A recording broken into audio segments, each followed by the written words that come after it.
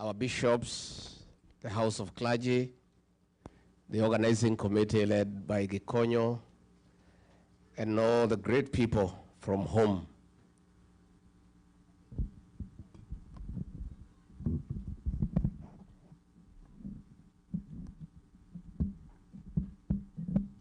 God is good. And all the time. Nisalimieni kwa haya Bwana Yesu asifiwe. Bwana yetu asifiwe tena. Kenya, hi. Hi, cousins. Cousins, hi. Hi, bros. Hi, sis. Hi, Mashemeji. Hi, Boston. Thank you very much. Our bishops, we are very delighted. And the Kenyan people who are here, we feel very honored that you took time from your very busy schedule and engagements to come and meet us. We are really honored and feel very privileged. We don't take it for granted. We know how busy you are. And the fact that you have taken time to come and have an engagement with us, we feel very honored and very delighted. Since I arrived in the States last week, I started in Seattle, now I'm here. I want to tell you, in my whole life, I've never felt this pampered and spoiled. Watu wananichuka kama mtoto. Ingia hii gari, tunaenda pahali ni 7 minutes, hata sijui ni wapi. Naambiwa tumefika, shuka. Huyu anaitwa fulani. Saa ya kukula imefika. Unataka kulala saa ngapi? Unataka kukula nini? Ndio hii. Unataka kuoga? Unataka maji moto ama baridi? I've never felt so loved. The love and affection you people have shown me and my wife, we feel very indebted, and we feel we are in the right place. Tumeshukuru sana. Yesterday we had a good meeting with some business people. Later on we had a barbecue in Webster kwa jamaa moja anaitwa Madhu. Tukakuta hako na ploti kubwa. Tukamwambia tukatie kidogo hata 100/50. And the guy is living well there, and he was saying it's a village, but it's a good place. Today we were in church in St. Stephen, and it was great. Now we are here to engage with Kenyans, and these are Kenyans from all communities. You know, back home, our detractors are accusing me of only talking to my people from the mountain. That is not true. I came here to engage Kenyans, but as I engage Kenyans, I also come from somewhere. So along the way, utapata watu ya nyumbani mukoroge lugha kidogo. But we are here for Kenya. Kenya is a great country. And I want to disagree with, I heard akina Musalia saying, ati nimekuja hapa kuharibu jina ya Kenya, kusema things are not working. Now, Kenya is a good country. And nobody has any issue with Kenya. We have a problem with bad leadership. And that's what we are discussing. And I think it's dishonest for Musalia to expect me to come to the States to cheat people that things are working when they know they are not working. I don't need to tell you Sha is not working. You already know. So you are the ones who is taking care of your parents back home. You know it's not working. Is it working? I don't need to come here and cheat you that the cost of living is manageable. I cannot. I will be a very dishonest person. Because you already know that the shopping you used to do for your parents was 10,000 before Ruto became president. Today you need to spend 30,000 to do the same shopping. True or false? So I want to tell leaders back home, me, I'm a truthful man in Kenya and abroad. And I don't think, I think it's unfair. It's unfair for people back home to expect me to change my character simply because I'm in the United States. I've been truthful in Kenya. I will remain truthful in the US. And when I go back, I will even be more truthful because you will have told me a lot of things. Ni mzuri tuheshimiane na tuheshimu wa Kenya. I think it is lack of respect for the Kenyan people to tell any Kenyan today that things are working. Last week when we were here, fuel prices shot for diesel by 8 shillings and petrol 9 shillings. And it has a ripple effect. The matatu people will have to increase their fare. Those with the factories will have to increase the cost of consumer products. So we cannot come here and pretend so that we look nice, that we love our country, we are so patriotic, we come here and lie to the people. Oh, nyumbani mambo iko mzuri, kila kitu iko sawa sawa. Oh, economic growth 9%, hakuna shida, watoto wote wanafurahi, hata hakuna mtu nauliza hawa, wanacheka tu kwa barabara, hata polisi wakiwapata wanawapatia maua. You want us to come and tell those kind of lies? And with this technological revolution, you people know what is going on at home. Even more, some people work on our village, isn't it? You know what is going on. So I'm here to have an honest conversation with our Kenyan people, because Kenya is our country, it's our motherland, it's a country that we all love. And much as you are here to look for opportunities, you have a lot of interest back home. Your parents are there, your relatives are there. That's where you are born. And if things go the way you would want, that is where you would like to retire. Isn't it? Yes. So you are very serious stakeholders in the welfare of our country. In the 1970s, coffee was #1 foreign exchange earner for our country. In the 80s, coffee was overtaken by tea, and tea became #1 foreign exchange earner for our country. In the 90s, coffee and tea were overtaken by tourism, and the tourism became #1 foreign exchange earner for our country. As we speak today, all those have been overtaken. The highest #1 foreign exchange earner for the Republic of Kenya are remittances from the diaspora. You people here in Boston, United States, in the UK, in Germany, in the Arab world, you are driving the Kenyan economy. For us to pay our public debt, which is in trillions, we depend on the dollars you send home. For us to import things from China, from elsewhere, the foreign currency that we depend on comes from you. For us to pay the ambassador here in Washington and the staff at the Kenyan embassy in Washington, D.C., those dollars come from you. You are a very serious partner of our economic development as a country. Where I come from, we rear some dairy cows. A dairy cow is only useful when it produces milk, and a lot of milk for that matter. For you to get milk from a cow, you must look after it very seriously and very carefully. You must make sure it has enough hay. You must give it dairy meal. You must give it Lucerne. Nowadays, because it's cold, we are giving mattresses for the cows to sleep on so that they don't feel cold. Things are even getting more technical. If you want the cow to give you milk, and a lot of milk, we are now playing country music of Ken Rogers and Don Williams and Crystal Gill to our cows to produce milk.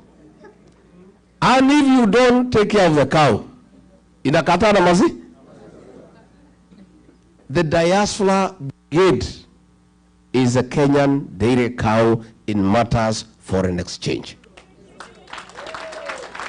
There is no way the dollars will flow to Kenya when the diaspora people are unhappy or when they are unsure of what is going on at home. They will even be more reluctant to send any money home if the president orders police to shoot and kill young children. They will not. Because they have children at home.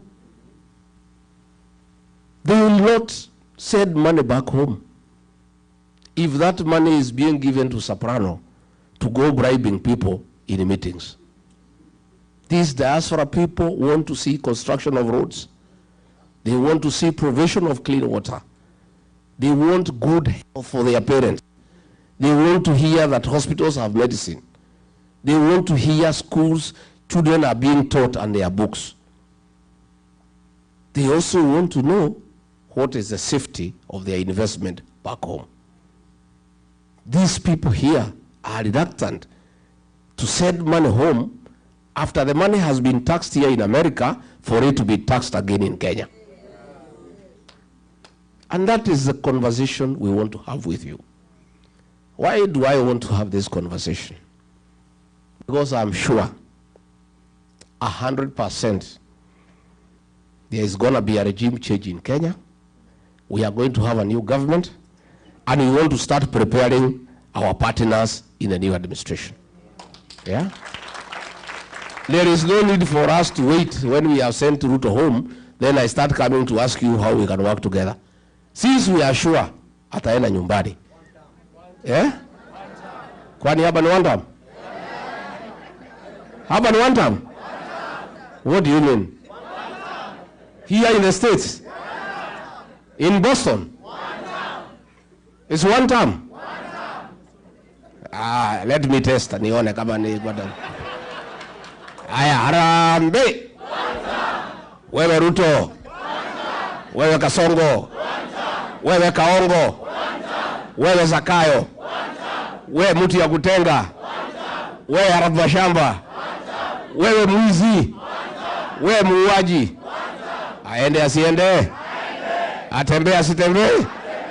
No, nimekubali hapa ni one time.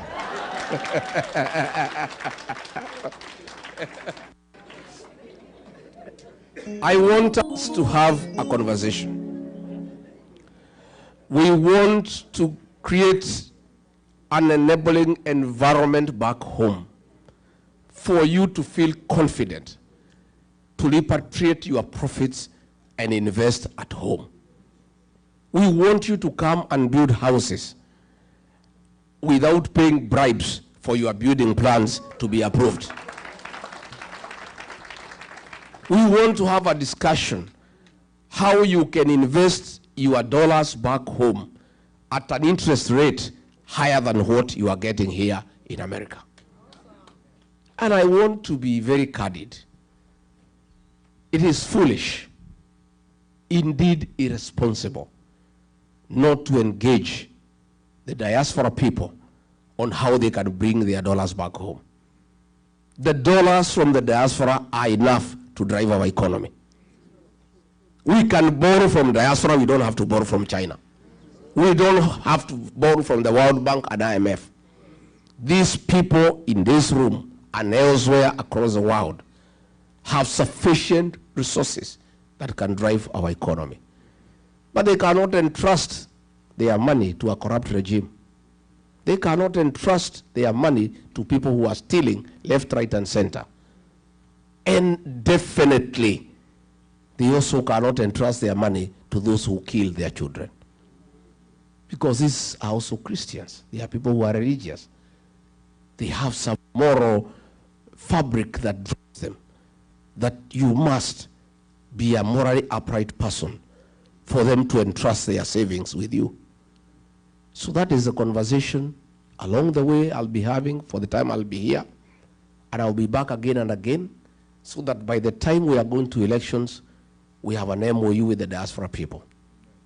I know you have been betrayed, and therefore you may not be very quick in trusting us. And pay your mothers and aunties well. You will have done well for your country and for yourself. I have many ideas. But those ideas, I have to work with them with you and our children, the Gen Zs. These Gen Z fellows, the present and the future of our country. And there is no leader who is going to succeed without working with these children. They are more knowledgeable than all of us. Hawa watoto, hakuna kitu hajui. Wamesumbua Ruto, he is not sleeping. Na alikuwa anajifanya ni mjuaji. Amekanyangwa na hii watoto, hana pahali ya kupotea. Because they are educated, they have pressure, they have access to internet, they are talking with their peers across the world. And the administration that we want to form, the Gen Zs will be part of that government. I want the Gen Zs on the decision-making table so that they can help us to manage our country. Our party, the DCP, the National Executive Council of about 36 people, 13 of them are Gen Zs, young people. And they are the ones who are driving the party. And I am a beneficiary of their knowledge and advice. I listen to those young people. Sometimes I open my mouth, I'm left gaping with the knowledge and the ideas that they have. And these are the people that we want to partner with. And I want to say very clearly, if God is gracious and gives me the opportunity through the people of Kenya to be president, I'll have a mix of experience and youthfulness in government.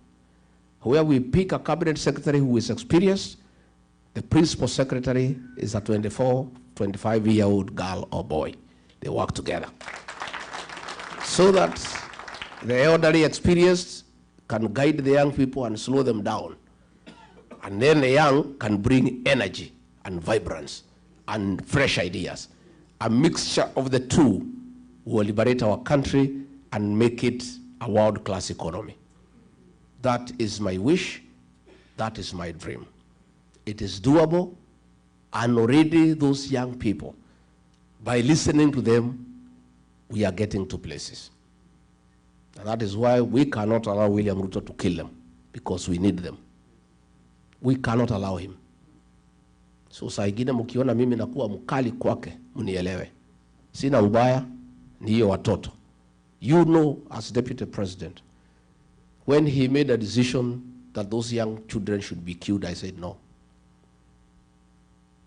And when he ordered for them to be shot, I called a press conference in Mombasa when I was in office, and I told him off. Do you remember? Yes.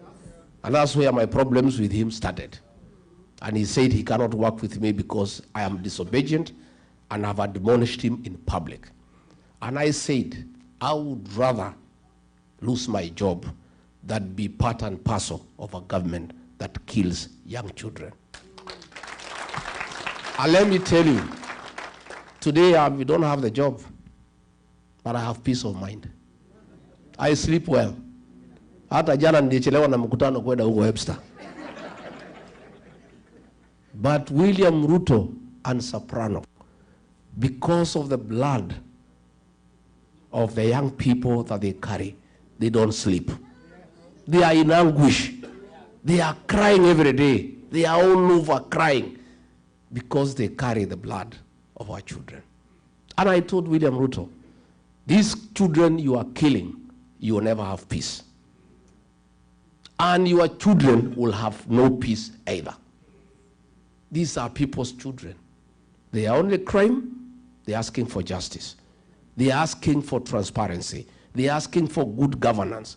They are asking for accountability. What crime have these young boys and girls committed? As we speak back home, there is 2-3 barriers every day for the last 1 week. The June 25th protest and the Sabasaba, they have given a figure of 41. It's a lie. More than 100 children were killed. And about 400-500 are in hospital with gunshot wounds. And I saw it coming. That killing, I saw it coming. And that's why I disagreed with William Ruto. And I told him, you can push me out of government, it's okay. I cannot be part of a killer government because I'm a Christian. I'm also a human being. I'm also a parent. I have agencies in my house. What worrisome is that he is no longer pretending. It was being done through the police, through the National Intelligence Service, anajificha mbali. Him and his boys are no longer pretending. There are 3 instructions that have been given. The first one by Kipchumba Murkomen, his homeboy, kijana yake ya nyumbani. Shoot to kill. That is there. It has already been implemented. It is going on.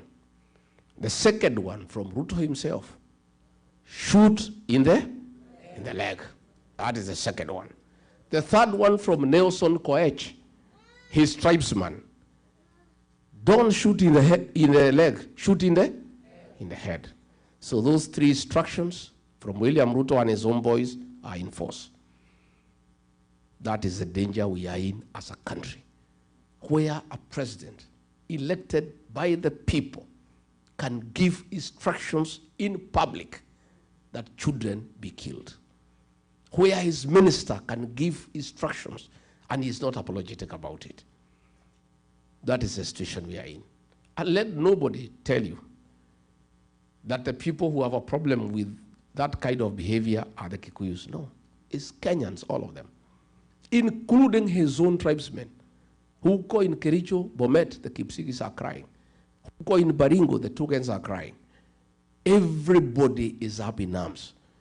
And it's a Kenyan problem all of us must fix.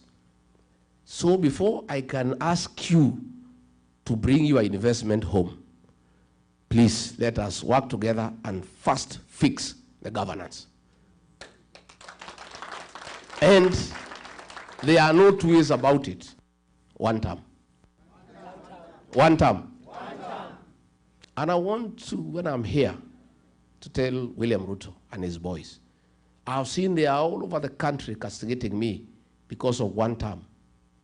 One term has nothing to do with Rigiji. It's a decision and the mood of the Kenyan nation. All Rigiji did was to look for an appropriate slogan to describe the way the people of Kenya are feeling. Rigiji is just creative, isn't it? Yeah. Rigiji, being a student of literature, he studied the mood of the country, what people have decided, and summarized it in one word, one term. But it's not me. I am here. In the US, one term is still going on. So they are abusing me. He has unleashed Musalia, abusing me. Wetangula, Ichongwa, Cheriot, Mwenyewe, kila mtu wananitukana. Even yesterday, they were abusing mama boys. They have sunk so low. Now they're even fighting women, fighting children. When you fight a government, fights children and women. See, you are ni bure serikali.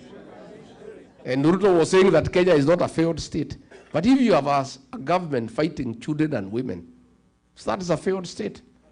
So I want them to know this one term has nothing to do with Rigiji. It's a decision made by the people of Kenya. And I'm happy. I have found that the Kenyans in the US are of the same opinion. Yes. Because you guys talk to people at home every day. And you guys are even feeling the effects of governance much more than people at home. Because you people support families. You have a lot of transactions at home. So even as you work here in the States, you are feeling the impact of bad governance when you are here. So, my brothers and sisters, my cousins, let's fix this together. Mimi nataka munisaidie. You may not know, but you have a lot of influence back home. Hiyo kitu munatuma na M-Pesa, hiyo titi. Iko na ushawishi kubwa sana.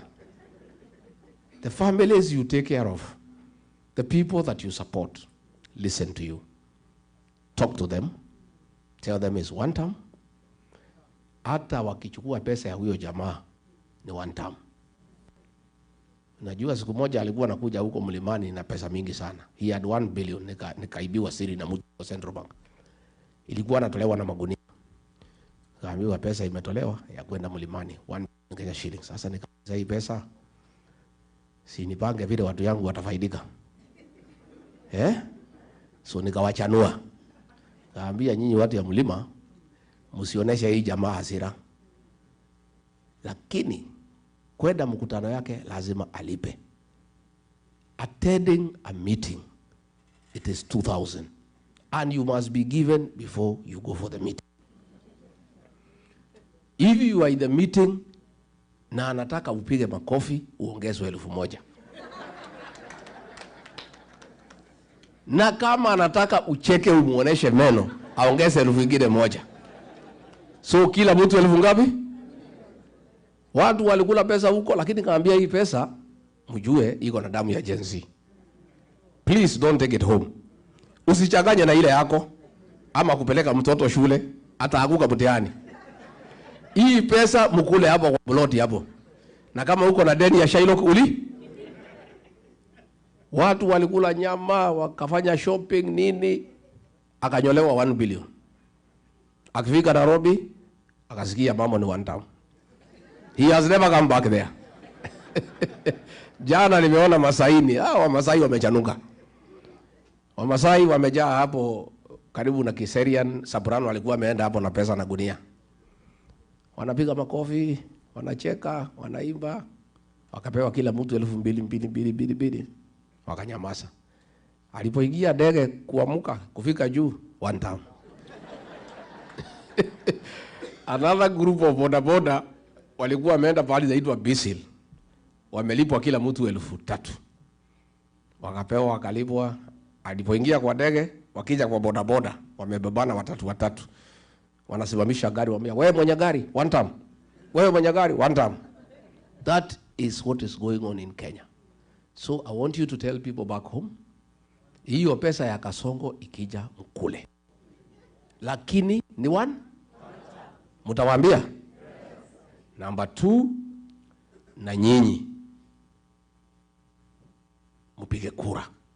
Those who are able to come home, you vote there. Those who can vote here, you vote here. Again, your congressmen and your senators, you tell them about what is happening in Kenya. Ndio watusaidie kwa Congress and Senate. And because they need your votes here, they can listen to you. You must tell them about the human right violation in Kenya and what is happening back home, so that the American government can understand whom they are dealing with. So mine is to tell you that you are serious partners of our new administration. And I want to assure you, we cannot get it wrong. Ruto is trying to divide the opposition. Ndio apitie katikati. Na yeye ni mkali na ni mjanja. Na ako na pesa, na watu wengi wanapenda pesa. Many people, very few people can be able to withstand corruption through money. So within our team anajaribu, lakini tumekaa imara. Tumekubaliana, mimi niko hapo. Kalonzo ako hapo. Matiang'i ako hapo. Eugene Wamalwa ako hapa. My sister mother ako hapo. Natembea ako hapo. Hata huyo Mtata ako. Na yule mtu yote anataka kuwa rais. Tumesema kila mtu aende atafute kura zake. Kila mtu asanye zake. Pale mwisho, next year, hapo after Christmas, tuketi. Tuweke kura kwa meza, tupige hesabu, tuulizane nani atapeperusha bendera as one candidate only against William Ruto. I am a front runner, and I think I have the best chances to be president. But I want to give you a commitment. If the formula does not favor me to send Ruto home, I'll sacrifice my ambition and support whoever the formula favors. Because If he is treating Kenyans this way, when he still needs their votes, you can imagine what will happen if he gets a second term. Kama anasema ati watu wapigwe risasi mguu na gari anatafuta kura, na kama hahitaji kura, si atakupiga yeye mwenyewe. I don't think he even said anybody to shoot people. He'll do it himself. So it must be one term. And we must sacrifice. So I want to give you that assurance. I have seen some report by KTN, sponsored by the National Intelligence Service. So wamekubaliana na huyu, so that they started dividing us and causing conflict. We have not settled on anybody, and it's not yet. There is only one thing that has been agreed on, one term. Si ndio? Hiyo tumekubaliana. As to who will replace him, bado. But Wakenya wamesema hata wengi hawataki kujua. Some women at home waliambia si hataki kujua ni nani. Bora huyu atoke. So what has been agreed on, and now the newspapers can write, KTN, you can do a video, nani ni one term. Hiyo muendelee. That I want to confirm. That has been agreed on. As to who is a flag bearer, at the right time, we'll discuss. And government is huge. There is space for everybody. And we'll agree who takes what position, provided we come up with a formula to create good governance and get rid of corruption, get rid of killing, get rid of abductions. That we must do. Tumekubaliana watu wetu? Finally, because nimeona akiwa pale kanisani ameongea, wacha nimjibu. Nimjibu si mjibu? William Ruto, I have seen when you were in Machakos, you have said that the opposition have no policy, have no sera, and you need to know how they will improve on your policies and your programs. Mr. President, it is not possible to improve most of your programs. Your biggest program is lying. We obviously cannot improve on it. We want to bring a new government to put an end to lying. Mr. President, your legacy is abduction. How can we improve on abduction? We shall bring an end to abductions. Mr. President, your other big legacy is killing young children. How can you challenge us to improve on killing young children? We shall stop it and never allow it. William Ruto, you have done so well in corruption. How can you challenge us to improve on corruption?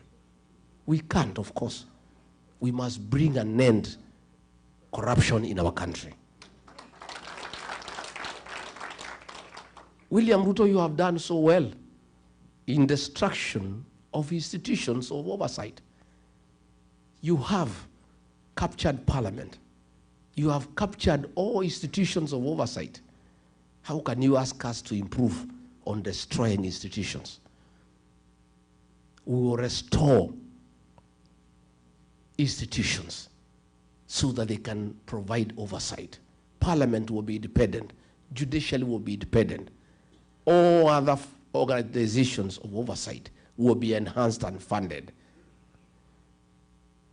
Of course, it is mannerless for you to ask us to improve on raiding the payslip. You have raided the payslip. How can we improve on that?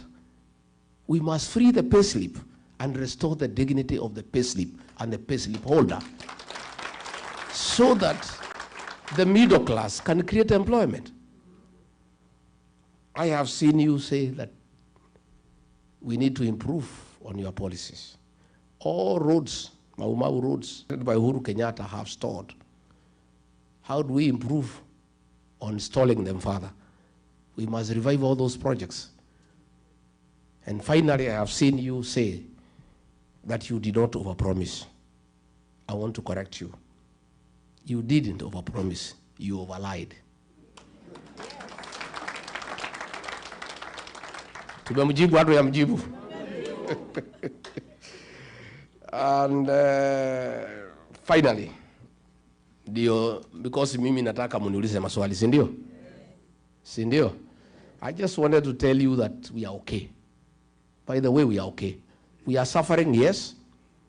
The English say the darkest hour is just before dawn. It's very dark now. It's pitch dark. We are almost there. Light is almost coming. All these killings will come to an end. All these abductions will come to an end. All this corruption will come to an end. Na huyu jamaa tumemsukuma kwa kona, isipokuwa hawezi kubali, analia kama panya imeshikwa na mtego. Leo Nakuru, our team was there, Nakuru County, for DCP. And they don't attack other parties, because most of the parties are sponsored by William Ruto. DCP is the only party that he knows. One, he cannot compromise, he cannot bias, and he cannot intimidate us. So walikuwa naenda subuki ya kanisa, wakitaka kwenda mikutano, wakafurushwa na polisi. I have talked to the police in Nakuru and they are crying.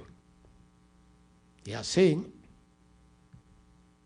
the husband of Governor Susan Kehika, called Samburu, is the one who is giving instructions to police. I asked police, as who? No, he has said the wife is in charge of the county government, and he is in charge of the national government in Nakuru. How so?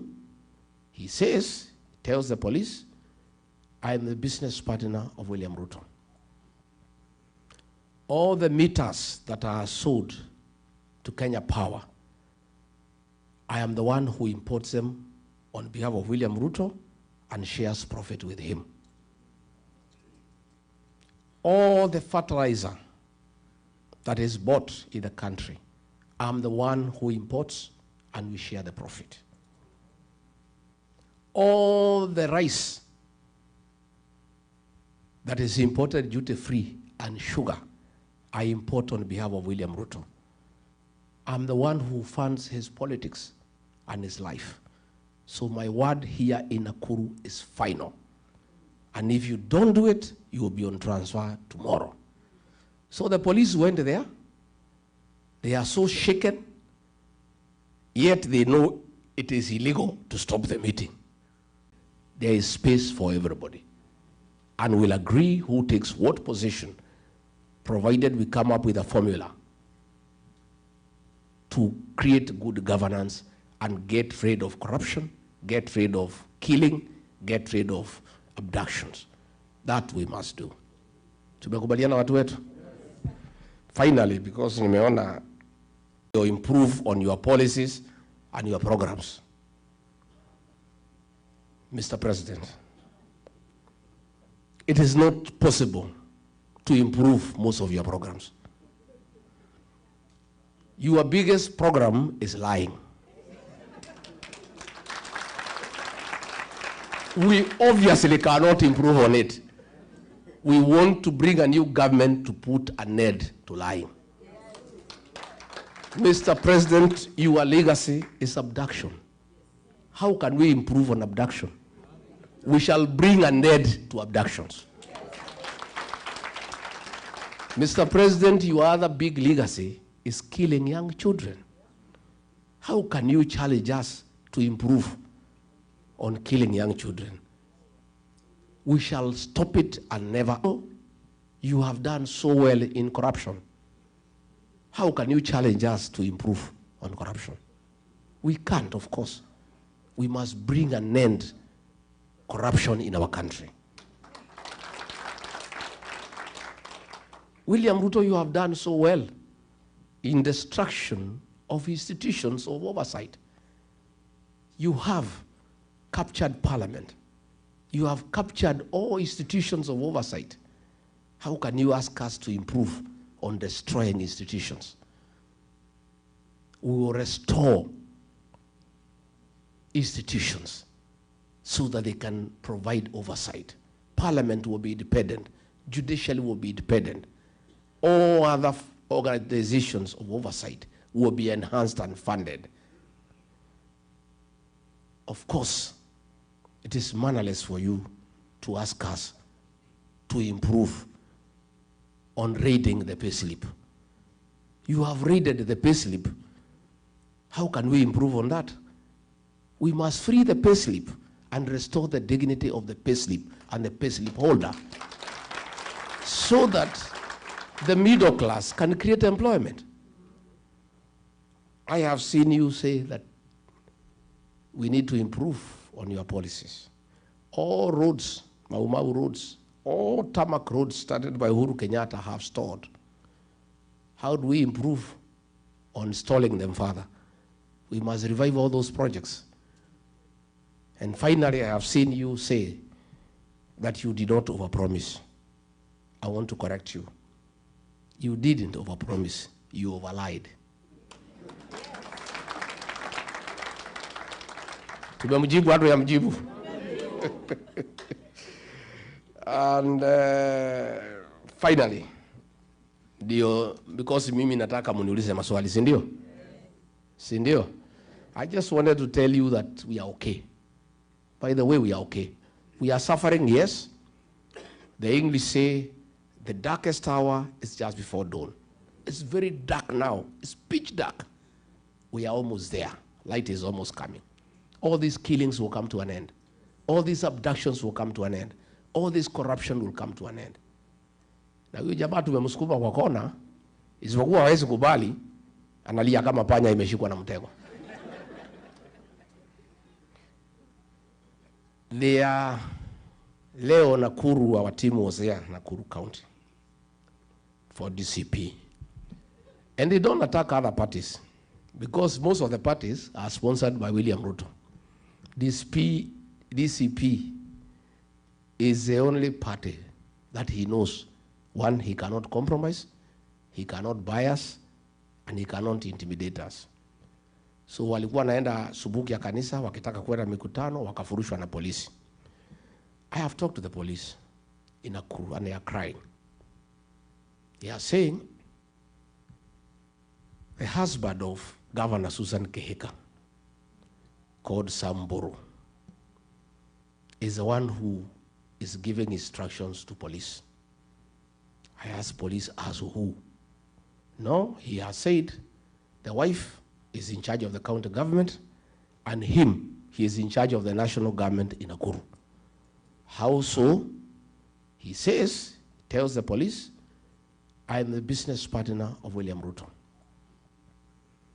All the meters that are sold to Kenya Power, I am the one who imports them on behalf of William Ruto and shares profit with him. All the fertilizer that is bought in the country, I'm the one who imports and we share the profit. All the rice that is imported duty-free and sugar, I import on behalf of William Ruto. I'm the one who funds his politics and his life. So my word here in Nakuru is final. And if you don't do it, you will be on transfer tomorrow. So the police went there. They are so shaken, yet they know it is illegal to stop the meeting. So wakiwa hapo wakamwambia Medho, si tuko tu kazi, wacha tujifanya tupatia gas kidogo, lakini tutatupa different direction. Kwa sababu hata nyinyi hiyo maneno mnasema sisi tuko ndani ya hiyo maneno. The police told them, we are also we are suffering. This man is nobody in Kenya. He's not a government official. The fact that he does business with President William Ruto, he is lording over everybody in Nakuru, threatening us, saying he is the president of Nakuru. So William Ruto, I want to ask you, why don't you do business with Samburu, muendelea biashara? But you cannot make him in charge of police operations in Nakuru, or else we are in the country. You know, hata kama anakutengenezea faida, si wewe mwenyewe utafute mtu mwingine ya kuambia polisi vile watafanya, instead of him intimidating people in that Nakuru. Na sisi tumesema, Fine. Since we cannot work on that guy because there's nothing we can do, I have told my people and the people of Nakuru to punish him, his wife, one term. Huyu Susan Keheka, I have already told the people of Nakuru, for what Boro is doing, akitumia jina ya Ruto, kuangaisha watu ya Nakuru, to punish him, bibi yake, Susan Keheka akuwe, akitaka kuhamia Sogoi, wakae huko na Ruto, waendelee. So mimi nimeshukuru sana, and I really wanted to assure you, not to be worried. We have got a good plan. And they had tried to isolate the people of the mountain and coin 41 versus 1, lakini Kenya wamekataa. Mimi nimetafuta makuzo, mashemeji, mabros, masiste. We are one big team. Hii mtu tutakimbiza yeye kama baisikeli ya kuibiwa. 70+1 by saa 2. And Gen Zs will help us to protect our vote, to make sure they are in every polling station. So the church, I want to thank you. Ikanyi huyu alikuwa ametutafutia nyumba hapo Kivutu. Amesema vizuri sana that your activities are around the churches. I want to thank the Church of Christ for what you are doing for our community here abroad. And you people, Kenyan people, please stay together. Love one another. Support each other. Because you are in foreign land. Nyinyi lazima muchungane. Buffaloes don't move together in a herd because they love one another. It's the danger of walking alone. If you look at the wild mist migration at the Mara, his wild zikitembea. When the lions try to attack them, they are able to fight them off. But along the way, one of the beasts gets injured and is unable to walk faster. And the others walk and leave it behind. Within 5 minutes, imechukuliwa, imekuwa nyama. Never walk alone. Please stay together as the people of Kenya. Take care of each other. Tafuteni makazi na mashemeji. Si ndio? Na kazi ni anybody anataka William Ruto akuwe one term. That is the definition of cousin. Makuzo mko? Hi kuzo. Hi kuzo. Please, we are communities. And I've told you, even the Kalenjin, they are crying as much as everybody else is crying. Because the cost of fuel, there is no one that is cheaper for the Kalenjin. It's the same cost. Kila jamii inalalamika because of bad governance. So we need to work on our country together. But with the leadership of Gikonyo, mukubaliane yale maneno mnataka tufanye na nyinyi diaspora. Na mimi, I want to promise, hii Los Angeles consulate, hiyo, tukipata serikali, tutapatia mtu ya diaspora, achunge mambo yenu hapo. Hiyo Washington DC hapo embassy, mutajaa huko.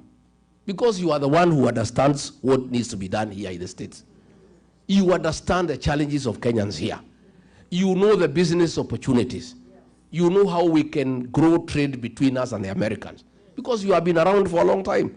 And you understand these Americans. So you are the best people to advise our government on how we can sell our products here. How do we bring our tea here? How do we bring our coffee? Nijaribu kumwambia William Ruto, wacha tuweke hii watu ya diaspora kwa embassy. Sasa hapana, achana na hiyo watu. Hiyo watu wacha wahangaike huko. You know? Ameenda ametafuta mtu ya kwao, ameleta hapa Washington. Tangu akuje amekutana tu na jamii yake, he has not met Kenyans. He has not bothered to find out what is happening among the Kenyan people here. So I want to make a promise that we'll agree that our missions abroad, the diaspora brigade, you have learned people, experienced people to run those embassies and run them efficiently for the benefit of Kenyans, for the benefit of our country, and for improvement of trade and good relations with the people of America. Sindio? Sasa mutakuja kutembea Monyoro? Eh? Mutakuja lini? Eh? Mutakuja Disemba? Mutakuja? Kujeni wa Monyoro nichinjie nyinyi. Yeah? Najua sasa hapa jana nimeambiwa na huyu driver alinibeba ile buzi tulikula pale, ati akaniambia hapa buzi moja ni $400. Karibu nisimamisha gari nitoke niende niingilie hiyo biashara. $400. Wow. So mimi Mungu akinisaidia tupate hii serikali tuendeshe kidogo, halafu tustaafu, mnitafutie shamba hapa niweke mbuzi nikiwe nikiuza $400. Because I think and you know, I've met many people here and you people look happy. Yeah? You look happy. You know, why do we work hard? What is the ultimate goal of working hard? Is it not happiness? It's the ultimate. Everybody wants to be happy. And that is what we desire. But people are only happy when they are also comfortable. You are able to afford health care, you can drive a good car, you can take your child to a good school, you can afford a holiday once in a while. Najua nikiangalia hawa mama hapa, I remember at home, my dream, huko nyumbani. Today tulikuwa kanisa ACK, I was telling the Reverend, we want our women, wale wa Mothers Union, wale wa CWA, wale wa Women's Guild, ile kitambaa wafanya ile siku tu iko sherehe ya kanisa. These are the days. Kwa sababu wako na pesa, waende wawewe kwa ile kinyungu izungushwe, nywele ikae sawa sawa. Because you know our women are our flowers. When our women dress well, they look nice, they look beautiful, we are also happy. Sindio? And that will only happen when we empower our women. Akuwe akitaka kununua nguo, sio lazima aende kuona bwana yake. Sindio? She can be able to do something for herself, to look good, to look nice, without talking to anybody. We want a situation where Sisi was there, zamani, when my father was here, he had money for coffee. He would get 1,000 shillings and give his wife, because he loves her, without telling her what to do with the money. Today, ukipatiwa hata 500, inapangiwa mpaka change. Because 500 hiyo ndio iko kwa hiyo boma. Na ile shida mingi iko kwa boma, mingi huko nyumbani ni hiyo 500. Wakigombania juu. So the minute we fix our economy, we fix our businesses, our women have money, our men have money, our young people have money, everybody has some little money, even there will be a lot of love and affection within families. And you know also many challenges kwa manyumba pia ni mambo ya pesa. Najua mtaki kusema lakini ni ukweli. Hata mimi zamani tulikuwa tunahangaika na huyu doka, tulikuwa tunalimana juu ya pesa. Lakini sasa hatuwezi subuana. Sasa yeye hana mahitaji mingi, yeye ni reverend. 2,000-3,000 inatosha nywele. Sasa hatuwezi subuana sana. Lakini zamani tulikuwa tunangangana tukiwa young. We were quarreling over scarce resources. Unaona hiyo boma iko tension. Because ile pesa imekuja ni kidogo na kila mtu anaipangi. So we must work hard. And you people here in America, I want to congratulate you for working hard. And please continue. And I've been told you are respected here as people who work hard. Hata kupata kibarua ukiwa Mkenya inakuwa ni rahisi. Si ndio? Please continue with the spirit of hard work. Hard work pays. And that is why our country is respected. So if we can fix our governance back at home, tufukuze hii wauaji na hii wezi, we fix the economy, everybody is happy. When you retire, mkija nyumbani, mnakuja tu mnakaa huko kusoma magazeti, kuenda massage, kuenda sauna, mnakula mali yenu pole pole. Hata mumeumia hapa kwa kazi mingi sana, si ndio? Si kazi hapa ni mingi. So I would like us to make a country where when you retire, hata wewe utafurahia retirement yako. You know, that is the kind of country that we want to create. And in that, we'll work together. Mimi nimeshukuru sana. Kama nimebo nyinyi poleni. Na mimi sasa niko hapa wiki kadhaa, alafu nirudi kule. Watu tayari wananiuliza, sababu hii jamaa lazima. Hiyo mtu si rahisi. Lazima iko kibarua, si ndio? Iko kibarua. Anajua mimi ndio namuelewa kuliko anybody else. Mimi namuelewa sana. Lakini uongo. That man lies without blinking. Amekuangalia tu na mnaia na kudanganya. Tangu nizaliwe, I've never come across such a liar in my entire life. Na ilifika pahali mimi nikaona siwezani naye. Siwezi, kwa sababu mimi ni Mkristo, ni mtu ya ukweli. Tulikuwa tunaenda kufungua barabara na anajua there is no budget, there is no money. Matiga inabebwa, matrakta nini, anaenda anachukua bendera, anaanzisha. Tunaingia ndege, tunaenda, matiga inatufuata. Sasa nikaenda nikamwambia rais, hii uongo si itatumaliza. Sema bana, hii raia ni watu ya kupangwa namna hii. There is still time, wewe acha tupanga hii watu. Namwambia but we promise. Anasema hiyo ilikuwa ni campaign bana. Wewe unafikiria ile maneno yote tulisema tutafanya? Haiwezekani. Hiyo ilikuwa ni mambo ya kutafuta kura. Namwambia lakini rais, why do we go to start a project when we know for sure it will not go on? Abana, you know, we must keep on going to the people. People live on hope, my brother. Wewe Rigiji, wacha mambo mingi. Wewe wacha maneno mingi wewe. Wacha nikuoneshe. Mimi nimekuwa kwa hiyo karabati miaka 35. Hii watu nitawapanga na watapangika. Hao watu walikuwa napanga. Wamepinduka. He cannot tell them anything. Anything that comes from his mouth, even before he finishes, watu wanasema ni wo? And for killing our young children, he will never recover. Hata akilete manifesto gani, hata akija na binu gani, people of Kenya will never listen. It is done and dusted. It's only a question of time. And the worry is, wataiba kila kitu kabla tuingie. That is my only worry. Hii miaka 2, kupora mali, all the taxes we are paying. Pesa inasanywa, inapatiwa soprano, anabeba pesa na ndege. Helicopters inamfuata karibu usifanye accident huko juu. Everybody has a helicopter. And you know, a helicopter is $1 million a day.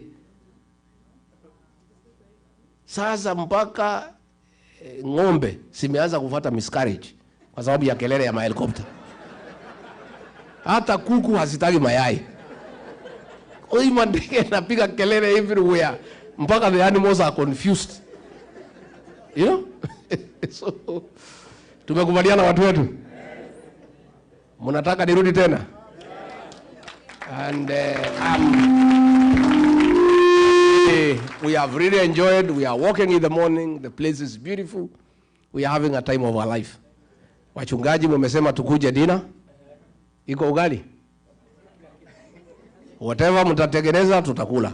Mbona usipatie snails ama frogs or snakes? But all these other things tutatangangana naye. If it looks kama ni kitu ya nyumbani na karibiana, tutakula. We'll come so that we meet our church leaders. We respect you, we honor you, and we really appreciate the great job you do to keep our people spiritually taken care of. Because in these difficult times, our people need spiritual nourishment from time to time. We really value our church leaders for the work you do when we are bereaved, when people are going through struggle. We also know, the way you said, you are also like judges. You solve domestic issues without asking for payment. Hata mkitaka kulipisha hakuna shida. Sababu hii shida ya nyumbani inakuwaga mingi. Sasa kwangu ikitokea sijui itafanya nini kwa sababu wangu tayari ni reverend. Sasa unless we eat a bishop.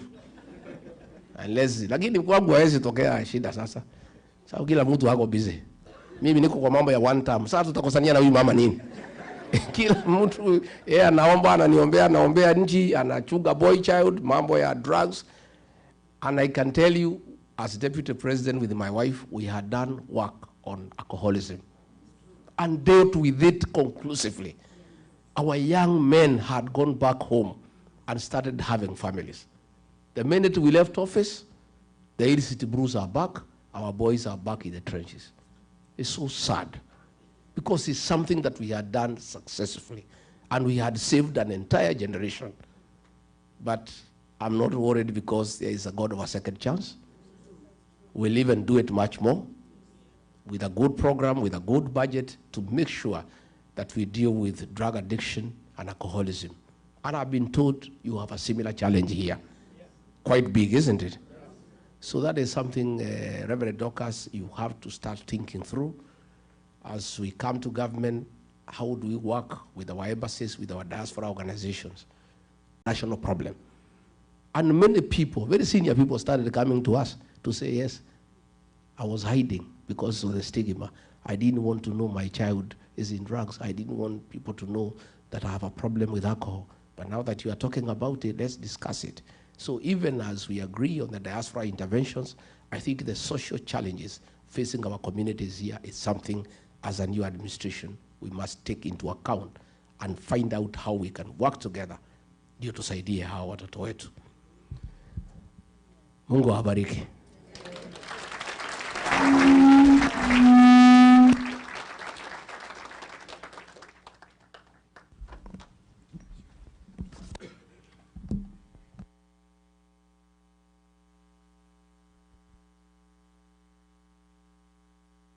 Asante sana, Your Excellency, kwa hiyo umetuongelesha vizuri.